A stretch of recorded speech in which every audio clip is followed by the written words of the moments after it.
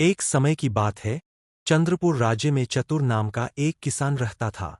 अपनी विनम्र उत्पत्ति के बावजूद चतुर अपनी चतुराई और चालाक स्वभाव के लिए दूर दूर तक जाना जाता था। राज्य के बाहरी इलाके में स्थित उनका खेत उनके चतुर प्रबंधन के तहत फला फूला, और वह सबसे चुनौतीपूर्ण परिस्थितियों में भी मात देने की अपनी क्षमता के लिए प्रसिद्ध हो गए। चंद्रपुर के मध्य में राजा विक्रम नाम का एक बुद्धिमान और न्यायप्रिय राजा राज्य करता था। राजा अपनी निष्पक्षता और करुणा के कारण अपनी प्रजा का प्रिय था, और वह अपने राज्य की समृद्धि सुनिश्चित करने के लिए अक्सर अपने विश्वसनीय सलाहकारों की सलाह लेता था।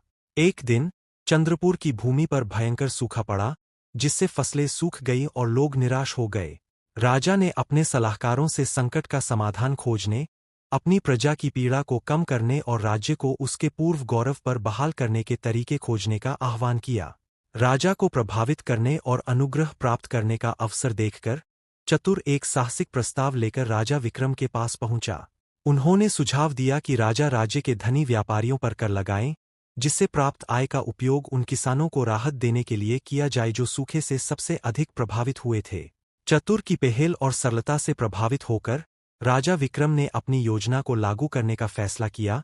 उन्हें विश्वास था कि इससे उनके लोगों की पीड़ा को कम करने में मदद मिलेगी।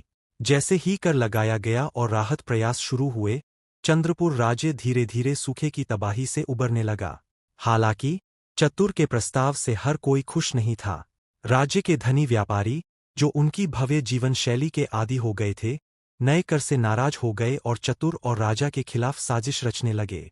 अपने खिलाफ धमकियों से घबराए बिना चतुर चंद्रपुर के लोगों की मदद करने के अपने दृढ़ संकल्प पर दृढ़ रहा। अपनी त्वरित सोच और संसाधनशीलता से उन्होंने हर मोड़ पर व्यापारियों की योजनाओं को विफल कर दिया और यह सुनिश्चित किया कि राहत प्रयास निरंतर जारी रहें। अंत में चतुर की चतुराई और बहादुरी ने उसे राजा और उसकी प्रजा की प्रशंसा और सम्मान दिलाया। राजा विक्रम ने राज्य में उनके अमूल्य योगदान को पहचानते हुए चतुर को अपना मुख्य सलाहकार नियुक्त किया और उसे समृद्धि और प्रतिकूलता दोनों के समय में चंद्रपुर का मार्गदर्शन करने की जिम्मेदारी सौंपी। और इसलिए चतुर की बुद्धिमान सलाह और राजा के उदार शासन के साथ चंद्रपुर का राज्य एक बार फिर फला फूला, जिससे साबित हुआ कि सबसे विनम्र किसान भी दृढ़ संकल्प, चालाक और करुणा से भरे दिल के साथ महानता तक पहुंच सकते हैं।